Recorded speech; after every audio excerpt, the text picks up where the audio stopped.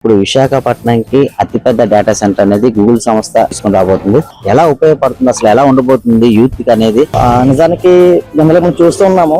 IT field in the sense అంటే మనకి బెంగళూరు గానీ, హైదరాబాద్ గానీ, చెన్నై కానీ, ఢిల్లీ గానీ, ఈ బెంగళూరు గానీ ఇవే ఎక్కువ మనకు కనిపిస్తున్నాయి. బట్ ఫస్ట్ టైం మనకి చిన్న చిన్న కంపెనీ కాదు, ఎక్కడ కొలాబరేటింగ్ విత్ గూగుల్ అనేది చిన్న విషయం కాదు ఖచ్చితంగా. సో గూగుల్ తో టై అయిపోతుందంటే దాన్ని బేస్ చేసుకుని మరికొన్ని కంపెనీలు వచ్చే అవకాశం ఖచ్చితంగా ఉంటుంది. మనం చూస్తూ ఉంటే స్టార్టింగ్ హైదరాబాద్ లో మనకు ఒక మైక్రోసాఫ్ట్ మాత్రమే వచ్చింది. బట్ దాన్ని బేస్ చేసుకుని మల్టీ కంపెనీస్ వచ్చింది. ఈ రోజు హైదరాబాద్ చూసుకుంటే the biggest city, IT field లో కూడా చాలా అత్యంత వేగంగా డెవలప్ అవుతుంది సిటీ. సో డెఫినెట్ గా అప్కమింగ్ డేస్ లో ఈ యొక్క వైజాగ్ సిటీ కూడా ఐటీ హబ్ కింద ఖచ్చితంగా అవ్వబోతుందని చెప్పి మంచిగా నమ్మకం ఉంది. ఈ కూటమి ప్రభుత్వం చేస్తుంది ఏవైతే ఉన్నాయో ఇవన్నీ కూడా ఫ్యూచర్ మంచి డెవలప్మెంట్ ఉంటుంది అనుకున్నాను. అండ్ ప్రతి యూత్ అంటారా, it is very much necessity for youth.